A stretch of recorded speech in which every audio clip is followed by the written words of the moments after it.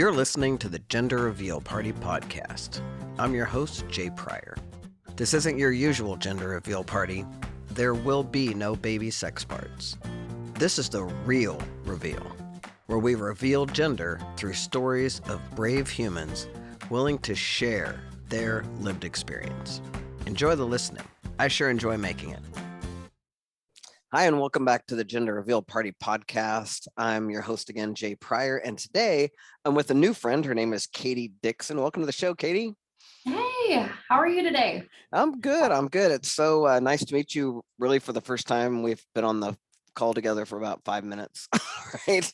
And you come to me from my good friend Tori Gleason, who's been on the podcast, and you're another local human being. And one of the goals of our podcast is to share all different kinds of stories of different humans. And so, welcome to the show, and tell us your story. I'd love to hear. Who are you, and what are you doing? What are you about?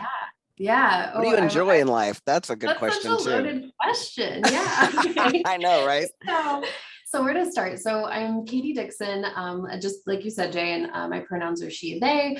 I actually just recently have started using they as one of my alternative pronouns. That's a interesting tidbit, right? So I live in Olathe, Kansas. We were just chatting a little bit about kind of where I'm from and where I grew up. I grew up in a pretty small town. There was about 55 kids in my high school graduating class. So a pretty small community in northern Missouri.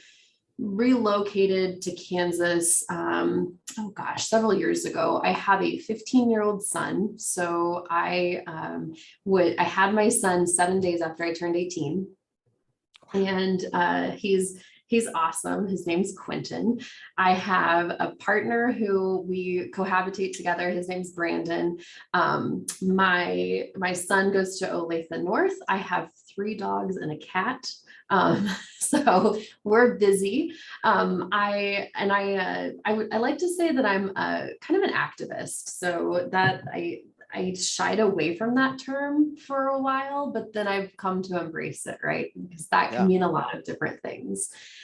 And got introduced to you through Tori. We actually met through a training called Victory Institute training, which helps train LGBTQ identifying people that are running or thinking about running for public office.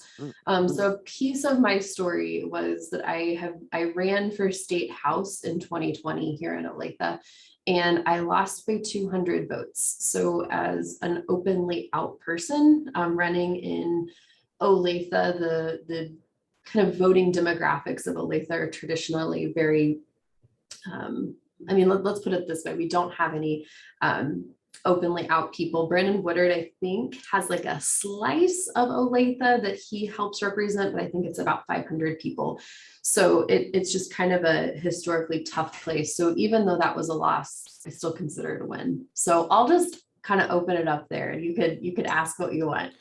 Yeah. So start with me first of all, because I guess our audience, a lot of our audience are cisgender, heterosexual people who live the binary, right? Okay. Live in the binary, which looking at you and your family, people would think that's who you are.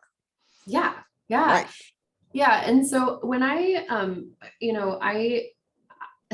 so there's kind of a little bit to unpack here. So I wasn't really truthful with myself for a long time because of my religious upbringing.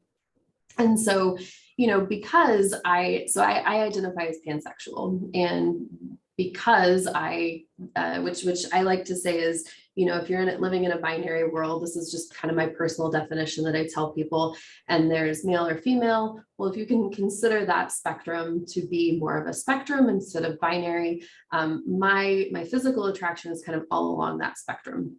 So if you think of it that way, well, I can fit into this role and kind of quote unquote pass in this role as a cisgendered heterosexual person fairly well. And I did that for a long time also for kind of self-preservation. So I worked I have a degree in chemistry. I worked for an oil pipeline for several years. I'm currently in a financial services role. So very male dominated spent a lot of time in places, very rural places in southern United States. So it unfortunately benefited me to not present as my authentic self for a very long time. And then when I ran for office, I realized that I can't be inauthentic and be an effective leader. And I felt like it was time to really say, okay, this is who I am more publicly, right? And it was the reaction was very very positive. I expected maybe a little bit more mixed reaction, especially like really coming out to my family for the first time in my 30s. They were like, oh yeah, we knew that. I'm like, oh. I'm thinking I have this huge secret I'm hiding. They're like, oh yeah, whatever. So is there any part of that you want me to expand on a little bit? If you want to. Well, the first thing is the religious piece, and then you had a kid when you were 18. So like, yeah. How did that go together? Well, have you ever tried to put some water and some oil together?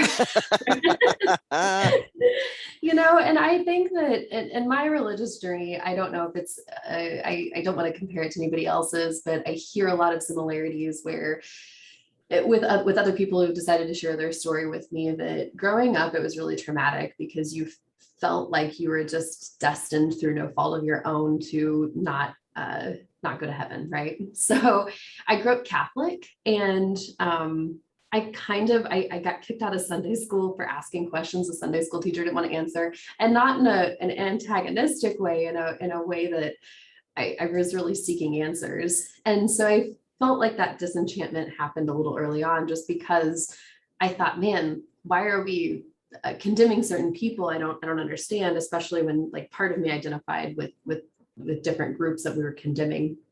And then, I guess I just, I was pregnant when I was 17.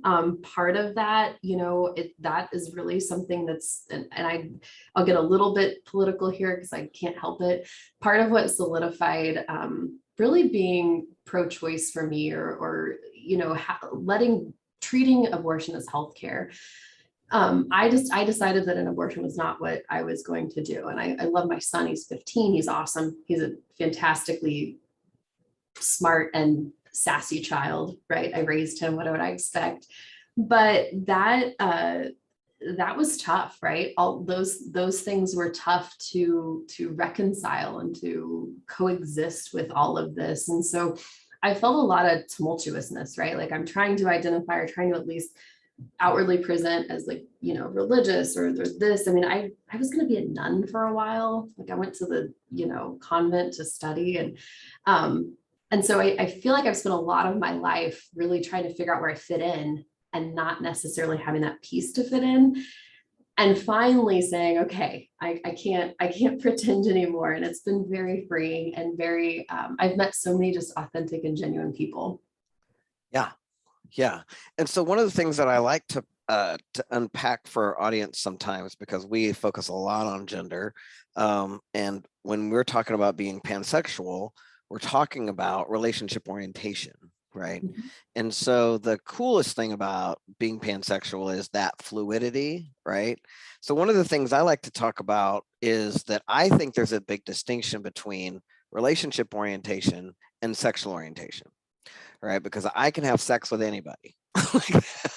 there is not. I mean, if we're just talking pure having sex or sexing, like physical parts, I can, I can get it up for a little bit of that anyway. Most of the time for men, I'm not going to lie, the thought of having, and especially now that I'm off testosterone, I have zero interest at all. But when you're on testosterone, you'll have sex with anything, right? I mean, let's just get real. Testosterone drives a different way, but always for me, the thought of having sex with men was always better than the actual having sex with men. Where that's not true with women. I mean, that's just so funny. It's just the truth for me. It's just always the truth for me. And regardless, I can have sex with anybody, and I don't want to have a relationship with a man. Yes, like I just don't. Right. Yeah. So when we're, and, so for me, it's like, people always say, well, what's your sexual orientation? It's like, well, with sexual orientation, if you really are talking about who can I have sex with, technically, I prefer to have sex with women, but occasionally, whatever. But if you're talking about relationship orientation, right? From the time I was 7 years old, I was in a relationship with women and wanted to be with women but I didn't want to be with women like another woman. I wanted to be in relation with them like I was their boyfriend. And so, or their butch boyfriend. And so for me there's a big distinction, right, between relationship orientation and sexual orientation. So when we're talking about pansexuality, which is we're calling it pansexuality, which again goes back to that word of sexual orientation. But is it sexual orientation or is it relationship orientation in terms of how you would speak about it? Can you be in relationship with, and obviously if you have a husband that's a cisgender male, you can, all genders of people, all sexual orientations of people, that's just not a thing. Can you speak to that? Yeah, well, and I would, this is something that I've really been kind of exploring lately, would be something, relationship orientation and sexual orientation. I absolutely agree with you. I think they're very different, but I also think that relationship orientation is an interesting conversation in and of itself, because I feel like I create meaningful, lasting relationships with people that are not necessarily sexually motivated. Oh, so sure. so what, yeah. but well, and of course you do that, but like, at some point people are like, well, what is like polyamorous mean, right? I'm like, well, do you have to have one person that you go to that satisfies all of your relationship needs? Is that possible? So, it's and then and then finding somebody. My partner just told me last night, he said, you are so impulsive. Sometimes it's hard to be in a relationship with you. And I said, yeah, I can imagine that. Yeah, that's why I always say that's fair. Yeah, fair. I can't be in a relationship with me either. But I absolutely agree with that. And it's interesting because I have found myself more in relationships with cisgendered men. And I think part of that is that self-preservation piece that we talked about too, right?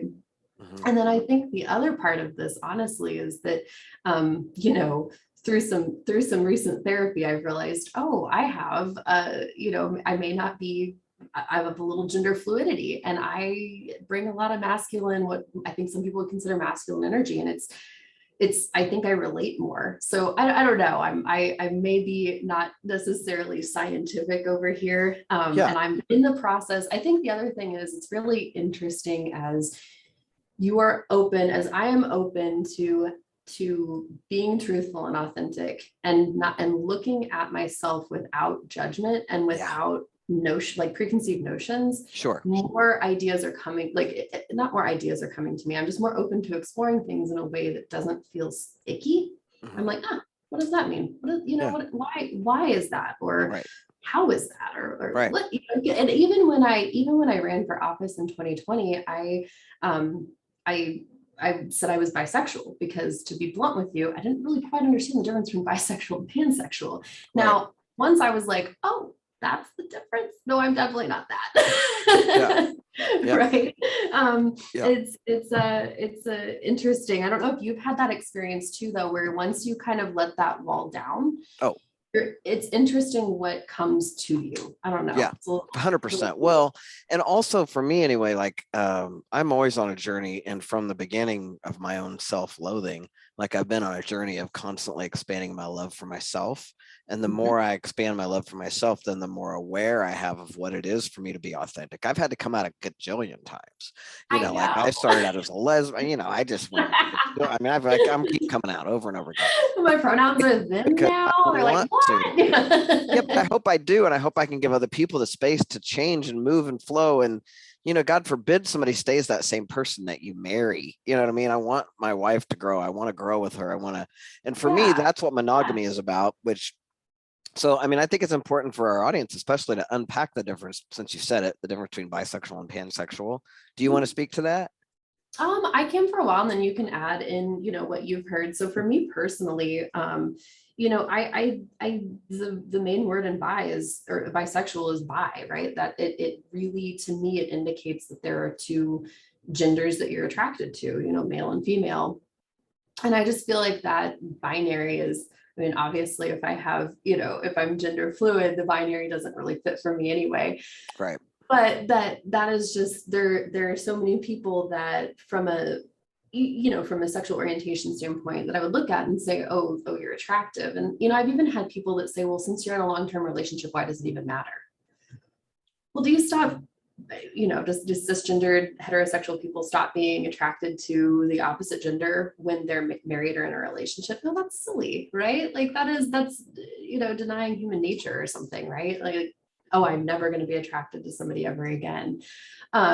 So I think I think it's important to talk about these things to people. And I have a way, I feel like one of my superpowers is to be able to reach people and they can ask questions. I was just with a coworker of mine and they were like, I don't know if I'm looking around like I'm telling a secret, if people are just hearing and not watching. They're like, if you're pansexual, does that mean you have an open relationship? And they weren't, they wanted to know, and they weren't. Right. And I They're did not trying to be jerks. They just curious. Yeah, and I mean, yeah, you can Google it, but I said, no, that's not really how it works. And I just had this conversation with them. And they're like, I've always wondered, and I was so afraid to ask you, which, coworker, I can kind of understand why you'd be a little bit afraid to ask those questions, but and not everybody can advocate for themselves and be as forthright, Right. it's important to have these conversations because I do Agree. think there's shame underlying or assumptions underlying that we can just say, no, that's not what it means for me, or that's not how it is for me, or thanks for asking. And then at the end of that conversation, my coworker said, thank you so much, because I'm trying to relate to my child and I'm having a hard time. And they kind of make fun of me sometimes, and I'm trying to get better and I'm trying to understand. So I was like, oh, that's not about me at all. It's about their relationship with somebody else, but they just found a safe person to ask. So you just like pointedly made it part of the point of this podcast is to support people our age, or I mean, I'm older than you, I'm 100% clear, but the younger generation is like, just Google it, which I get that. And that doesn't come to my mind right away. It's not the first thing I go to, because I'm not of that generation, right? I'm like, well, I should ask somebody. Yeah. And especially when you're trying to learn something. So I really like and appreciate the fact that people ask. And I always tell people, use whatever words you have, right? You can't offend me, use whatever words you have. And then I'll help you with the right words so that you don't offend anybody else. Because I do my best and I can't even keep up. As it is, it's hard for me to keep up. Agreed. So, and I think on that conversation, I've talked with so many people in the business industry who had some trainings and different things, and they're like, I'm so afraid of messing up, which, there are some things you just shouldn't say. But when we start training or when you're talking to somebody, I always assume no ill intent, and unless you prove otherwise. And then when I can do that, and then I can say, okay, don't ask that. Well, one of my guests recently, Rhodes Perry, who was on a couple just past week, really pointed out the fact that perfectionism is a white supremacist value, and it's one of the ways that we keep people, keep white supremacy in power is by buying into that perfectionism, and especially when it comes to deep connection with others, like, oh, I can't talk to you because I have to be perfect. So we really want to make sure that we continue to open that up and give people the opportunity to use the words they have and come with questions and do what they can. At least that's my view, is like, continue to ask questions, continue to be in that conversation as much as you can, and give up the perfectionism. In my book, I teach progress, not perfection, all the time. Correct. Right? Progress, not perfection. That's what we are, right? Yeah. And I think for people that are listening to this, that are worried about using the wrong terms, come with good intent. Just know that not everybody can advocate for themselves, right? Everybody's at a different place in their journey. And there are enough people out there that you can ask and say, just say, I don't know. I mess up all the time. I mess up all the time. One of my best friends uses they, them pronouns, and two of my best friends do, and I sometimes misgender them. I mess up. Right? Like it happens. Yeah. and you just go on, you know, you just move on. Well, and especially I always make sure to try to tell people, don't make a big deal out of it, because then you're putting that trans person or that gender fluid person in a situation where they have to like talk to it, and that's uncomfortable for us. Don't make me talk to you about this. Move on. Right. And don't make a thing about it. Especially, oh God, people say to me, I'm so sorry, and they fall all over themselves. And I'm like, shut up. Like, and then move on. Now I'm embarrassed. Please move on. Right. Don't make this about me trying to make you do something that makes you uncomfortable. All of a sudden now it's about you again. How did that happen? And you know, on that soapbox, when people say it's hard to use the right pronouns, I mean, yeah, it is. Like, Susan, it's hard to remember your name. I'm really terrible with it, but I'm not going to call you the wrong name. Right. And I might have to ask and you if again. I do, I'm going to apologize and move on and be like, oh my God, I'm so sorry. Susan, I know your name is Betty. Or whatever, you know, not a big deal. Right? Like, yeah. So try, and I think a little bit of trying goes a long way, right? Yeah. Just a little bit of trying goes a long way. Right. Yeah. So I would add to the, you know, the bisexual, I agree with you. Bisexual really indicates the binary. And I do think that some bisexual people who would have identified as bisexual, like in the 80s or 90s, may be coming out as pansexual now because the word exists, right? I identified as a genderqueer back in the day, but the word non-binary did not exist. So nobody understood what the hell I was talking about. I'd say I'm a genderqueer and people would be like, you know, they didn't understand me. I'd say I'm a trans man to try to get people to understand that I had one foot in woman. Because I'm like, I'm not a man. I'm a trans man. I'm an out trans man. Like, I do not want to be a man. But people could not hear my words. But now now I have non-binary, they can hear me, right? So I do think that there are some bisexual people, just some, I'm not saying a lot, or you know, I just know a few bisexual people who identified as bisexual back in the day who would now identify as pansexual, which, folks, pansexual just means that it's not about the gender of the person, it's about the person. It's like they're attracted to the person. And it's really fun because, you know, my wife has always identified as bisexual. And when I went off testosterone, right, I talk about this in the show because I think it's one of the funniest damn things. And I teased this friend of mine about it, but you know, when I went off testosterone, I started telling my friends in advance what was going to happen. I'm going to go off testosterone. I'm using they, them pronouns. I want you to know what's happening. And one of my friends is like, but what about Jessica? You know, like, what about Jessica? Yeah, I don't know. What about her? You know, I'm like, you know, she's been going down on me for 19 years. She knows what's down there. Like, she's not, she's not gonna wake up and be like, there's a woman in my bed. Like, who is this? Who is this? Right. And so, but what came over her in that moment, she had this awareness, right? And it was a really powerful moment where she was like, oh, she just loves the person. Yeah. Wait, you mean your wife loves you? What? Yeah, she just loves the person. It doesn't matter. I'm hairy or not hairy, or, you know, it's like she just loves the person. And that was a revelation to this person, right? She was like, oh, she just loves the person, right? She doesn't love the sex. She doesn't love the penis. She doesn't love the parts. Yeah. And that for people is hard to get. Yes. And I think the other layer of that is that it can be hard to talk about who you are in bed with, right? Like, that's just kind of an intimate conversation. Right.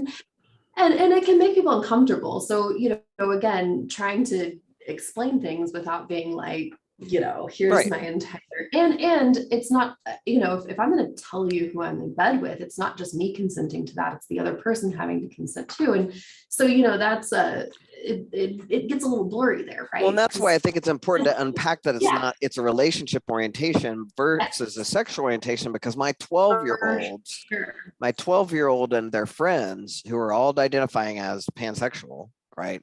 They're all non-binary and pansexual because it's not about, right? And they're not having sex with anyone. Okay, they're 12 years old, right?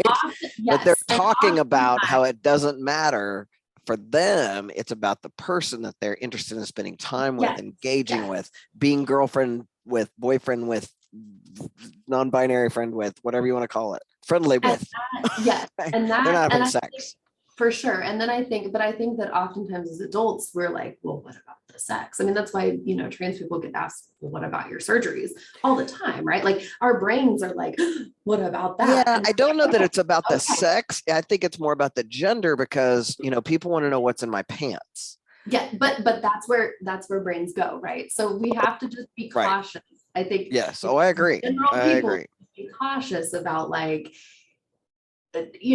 where is that? How can we have the conversation and respect everybody's privacy, but also how can we really understand what's happening, right? Like, Right. how can we have these understanding moments if we're not going to have some vulnerable conversations with people who are able to Absolutely. do that? So, Which, that's I just, I have a new friend who was going to be on the show, Dr. Scholar Lee, and he coined a term called inner standing, which I really appreciate because it's like you do have to come to an inner standing first before you can understand someone, right? And I think that's very powerful to come to that place of inner standing, and that's part of what my show I want to be about is creating an inner standing for people so then they can stand under us and they can understand. yes, yeah. And one of the things that you pointed to that I think really speaks to this, that I want to last thing probably I want to talk about real quick is why be out about it, right? You have a husband, you have kids, things are good. Why be out about it, right? Currently And not married. people, okay, well, not a husband, but you got a feller, you got a human in your life that you love, Yeah. and you have kids, and things are good, and you could just be like passing. People tell me this, ask me this all the time, especially when I was on testosterone and all hairy and manness, and they're like, "Why are you out? Like, why would you be telling people about this?" So one of the things, but especially those of you who are in, cisgender humans, you don't have to be out about being pansexual. And how I would speak to that is you're right, you don't have to be, and I'm sure people ask you about that.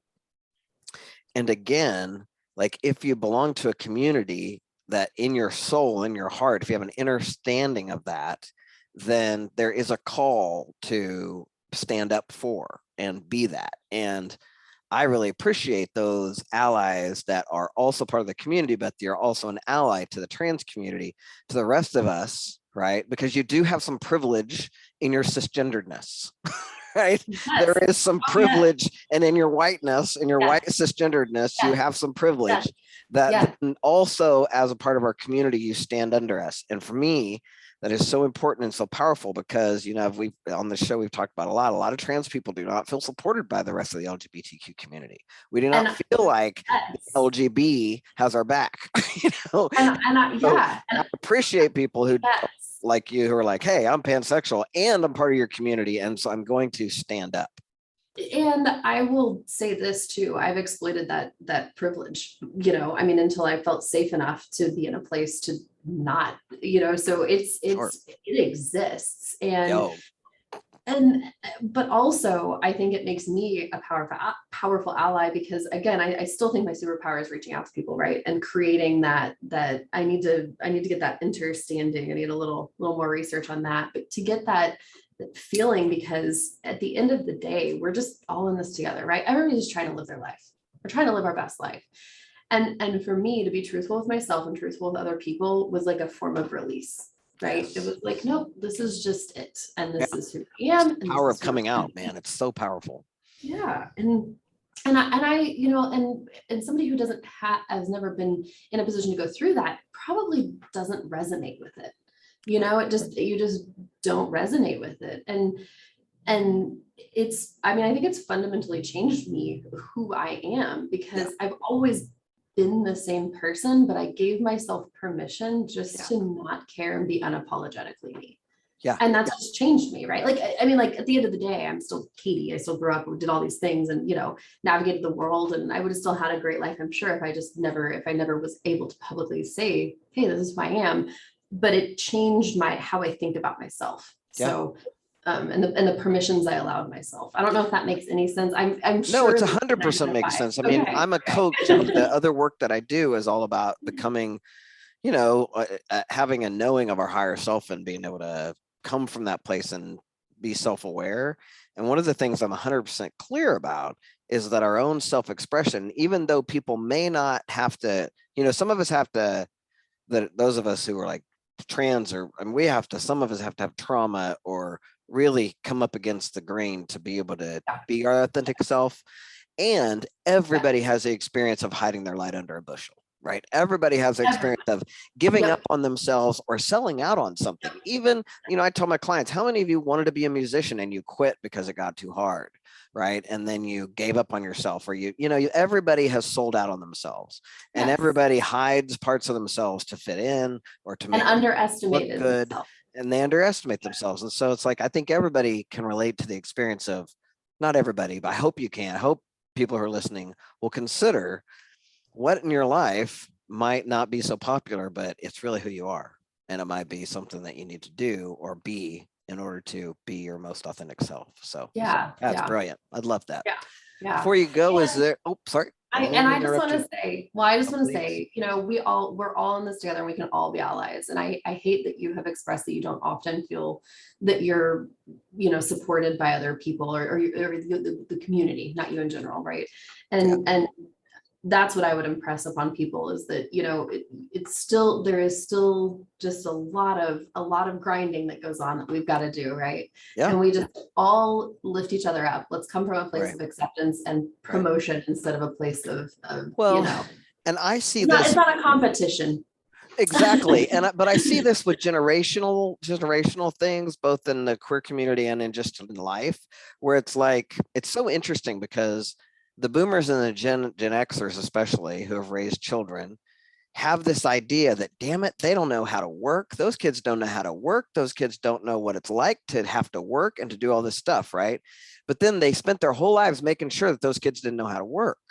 Right. They made sure that those kids had what they needed and they were supported and loved and cared for, and really created a world where the kids didn't. And now they're pissed about it. Right. Yeah. And it's the same with the queer people, like elder queers. I hear elder queers, those young queers, those young gays, they don't know what it's like. They don't know what it's like to not be able to wear the same clothes. They don't know what it's like to not be able to get married. They don't know what it's like to be harassed. They don't know what it's like to be spit on and kicked on. They haven't had it hard. They don't know what they're talking about. We shouldn't listen to them. I'm like, I did all this work so they wouldn't have to.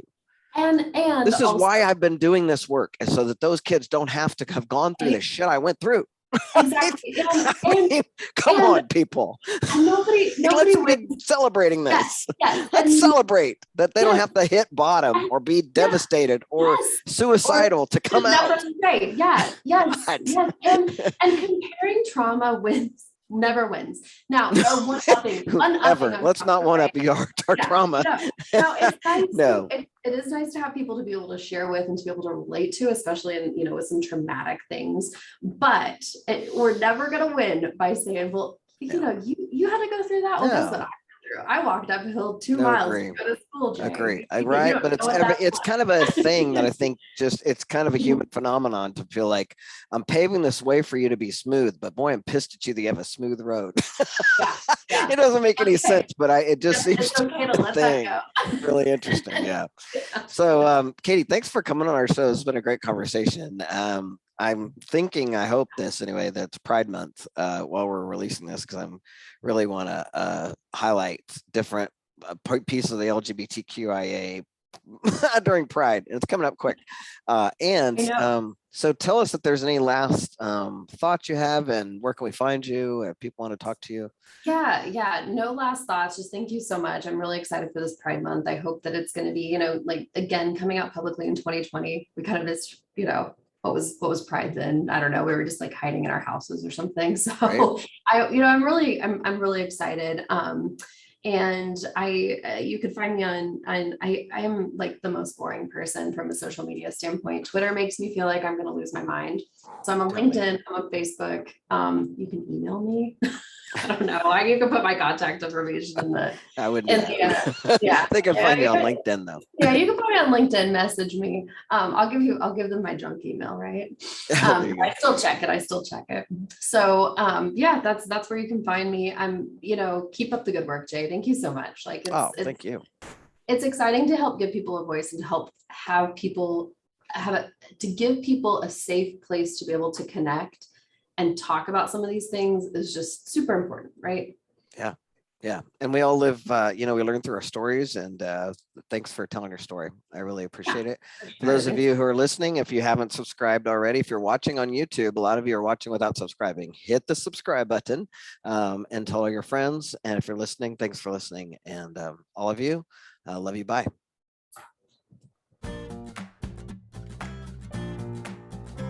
Hey, thanks for listening to the Gender Reveal Party podcast. I hope you loved it. And if you did, would you take a second and go do all the things like subscribe, rate, review, tell all your friends? Apparently, if you do that, the podcast platforms are more likely to share it. And if you think these stories are important, please take 3 minutes to just go do that. I'd really appreciate it. Also, I'd love to connect with you on social. On Instagram and Facebook, I'm at the Gender Reveal Party, and on Twitter, I'm at Pryor J. It's a real joy and privilege to bring you this podcast. Come back soon. Love you, bye.